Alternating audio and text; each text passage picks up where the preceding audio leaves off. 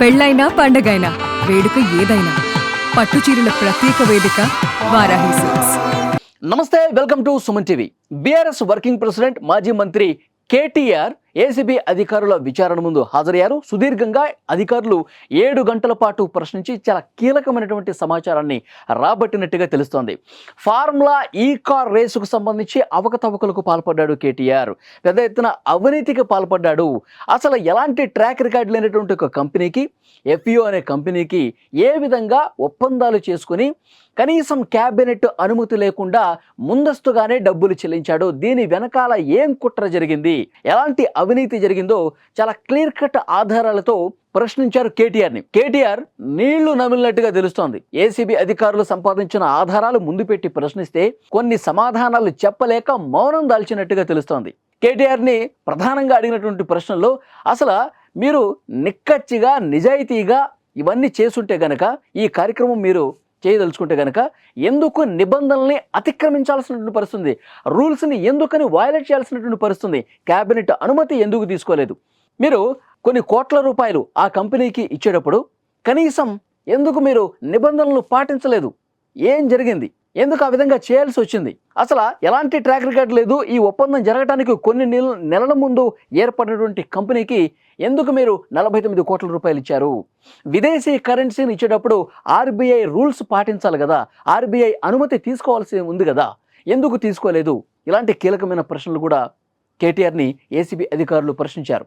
ముఖ్యంగా కేటీఆర్ వాడిన ఫోన్లకు సంబంధించిన సమాచారం కూడా అడిగారు. 2021 నుంచి 24 ఈ ఒప్పందం చేసుకున్నాక ఈ కాల పరిమితిలో మీరు ఏ ఫోన్లు వాడారు, ఎవరితో మాట్లాడారు, ఇవన్నీ కూడా డీటెయిల్స్ మాకు అవసరం ఉంది. సో డెఫినెట్గా ఆ ఫోన్లు మాకు అప్పగించండి అని చెప్పి కేటీఆర్ని అడిగారు. కేటీఆర్ తెలుసు కేటీఆర్కి, ఎందుకంటే ఏసీబీ అధికారులు తన ఫోన్లు అడుగుతారు, ఫోన్లో ఉన్నటువంటి సమాచారం సేకరించడానికి డెఫినెట్గా అడుగుతారు. కాబట్టే ముందు తెలుసు కాబట్టే కేటీఆర్ ఫోన్లని తన వెంట తీసుకుని వెళ్ళలేదు. మీకు గుర్తుండే ఉంటుంది, ఈడీ అధికారులు కవితని అరెస్ట్ చేసి తీసుకున్నప్పుడు కూడా ఫోన్లు చాలా కీలక పాత్ర పోషించాయి. మీరు మద్యం స్కామ్కు సంబంధించి మీ మీద ఆరోపణలు ఉన్నాయి కాబట్టి మీ ఫోన్స్ని మేము తరువుగా చెక్ చేయాల్సినటువంటి అవసరం ఉంది, ఈ పాలసీ రూపకల్పనలో మీ పాత్రను తేల్చాల్సి ఉందని చెప్పి ఈడీ అధికారులు, సిబిఐ అధికారులు ఫోన్లని తీసుకున్నారు, రికవరీ చేశారు. ఎన్ని ఫోన్లు అయితే వాడారో ఆ ఫోన్ల డేటాను కూడా మళ్ళీ డిలీట్ చేసినటువంటి డేటాను కూడా రిట్రీవ్ చేసినటువంటి పరిస్థితి ఉంది. డిలీట్ చేసిన కూడా మళ్ళీ వాటిని టెక్నికల్ సిబ్బందితో తిరగదోడినటువంటి పరిస్థితి.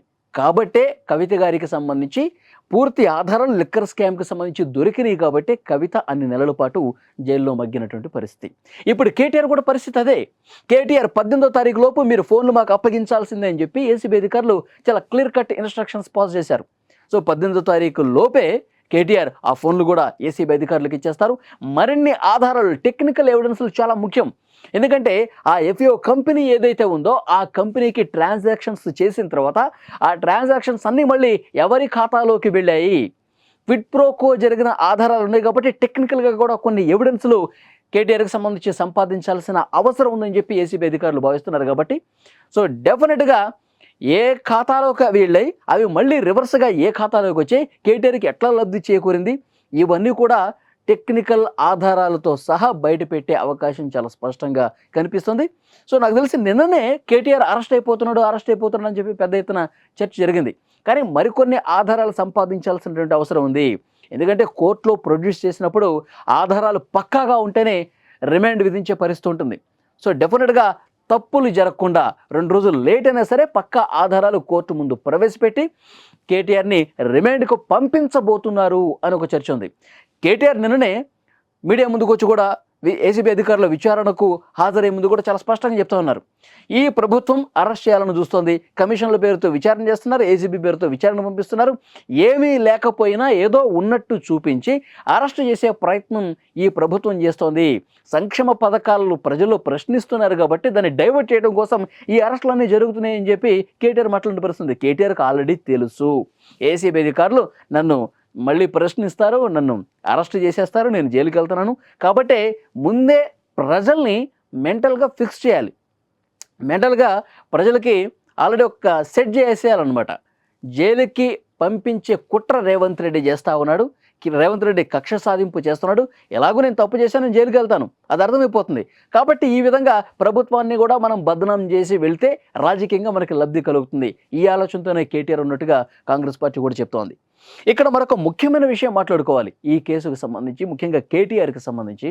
కేటీఆర్ తనకు సంబంధించి తన అవకతవకలు, అవినీతి, అక్రమాలు తెలిసిన వాళ్ళు వ్యక్తులు కొంతమంది ఉంటారు. సో వాళ్ళని కొన్ని రోజుల పాటు కనిపించకుండా చేస్తాడని ఒక విమర్శ ఉంది. ఎందుకంటే కేదార్ అనే వ్యక్తి విదేశాల్లో చనిపోయారండి. చాలా లాబింగ్లకు సంబంధించి, డీల్స్ సంబంధించి సమాచారం కేదార్కి తెలుసు. కేటీఆర్ ఫ్రెండ్. అతను ఎందుకు చనిపోయాడో ఇన్వెస్టిగేట్ చేయాలని చెప్పి కాంగ్రెస్ పార్టీ విమర్శిస్తోంది. ఇక రెండోది ప్రభాకర్ రావు. ఇప్పుడు ఫోన్ ట్యాపింగ్ కేసులో ఆయన విచారణ ఎదుర్కొంటున్నాడు. 1 సంవత్సరంన్నరండి. ఓడిపోయిన తర్వాత బీఆర్ఎస్ పార్టీ ఆయన నేరుగా విదేశాలకు వెళ్ళిపోయి ఆరోగ్యం బాలేదని చెప్పి సెటిల్ అయిపోయాడు. ఇక్కడ ఫోన్ ట్యాపింగ్ కేసు విచారణ ఎందుకు ఇంత ఆలస్యం అయిపోయింది, నిజాలు ఎందుకు బయటకు రాలేదంటే మెయిన్ సూత్రధారి అక్కడే ఉన్నాడు కాబట్టి, అతను లేడు కాబట్టి విచారణ ఆలస్యమైంది. అక్కడ విదేశాల్లో పెట్టింది కూడా కేటీఆరే, నువ్వు ఇప్పట్లో రాకు అని చెప్పి పెద్ద ఎత్తున చర్చ కూడా ఉంది. కోర్టు మొట్టిగాయలేయడంతో, సీరియస్ అయ్యడంతో ప్రభాకర్ రావు రాక తప్పని పరిస్థితి ఏర్పడింది. ఇప్పుడు విచారణ ఎదుర్కొంటా ఉన్నాడు. ఇప్పుడు ఈ కార్ రేస్లో కూడా ఐఏఎస్ అరవింద్ కుమార్ కీలక పాత్ర పోషించాడు. అరవింద్ కుమార్ని ముందు పెట్టి కథ మొత్తం నడిపించిందట కేటీఆర్. కాంగ్రెస్ పార్టీ ఇదే విమర్శ చేస్తుంది. ఇప్పుడు అరవింద్ కుమార్ ఎక్కడా, ఎందుకు కనిపించట్లేదు, ఎక్కడ దాచిపెట్టాడు కేటీఆర్? అరవింద్ కుమార్ ఉంటే మరిన్ని వాస్తవాలు వెలుగులోకి వస్తే, ఆయన లేడు కాబట్టి చాలా ధీమాగా మాట్లాడుతూ ఉన్నాడు కేటీఆర్. అరవింద్ కుమార్ త్వరలోనే బయటకు వస్తాడు, వాస్తవాలు చెప్తాడు. మరింత లోతుగా కేటీఆర్కి ఉచ్చు బిగుసుకునే రోజులు త్వరలోనే ఉన్నాయని చెప్పి కాంగ్రెస్ పార్టీ విమర్శిస్తుంది. సో డెఫినెట్గా పిక్చర్ అయితే క్లియర్ అయిపోతుంది. ఇవాళ రేపో కేటీఆర్ ఫోన్లు కూడా అప్పగిస్తాడు ఏసీబీ అధికారులకి. టెక్నికల్ ఎవిడెన్స్లు కూడా ముందు పెట్టి అరెస్ట్ చేసేందుకు రంగం సిద్ధమైపోయింది. ఆల్మోస్ట్ 1-2 రోజుల్లోనే ఇది ఒక కొలిక్కి రాబోతుంది. కేటీఆర్ అరెస్ట్ తథ్యం అని చెప్తున్నారు. సో చూద్దాం నెక్స్ట్ ఏం జరగబోతుందో. ఫ్రెండ్స్, మీరేమనుకుంటున్నారు? కేటీఆర్ ఏసీబీ అధికారుల విచారణ ముందు నిజాలన్నీ ఒప్పుకునే పరిస్థితుందా? కేటీఆర్ అవినీతి చేశాడు కార్ రేసులు అని చెప్పి మీరు భావిస్తున్నారా? మీరేమనుకుంటున్నారో కామెంట్ రూపంలో తెలియజేయండి. Thank you very much.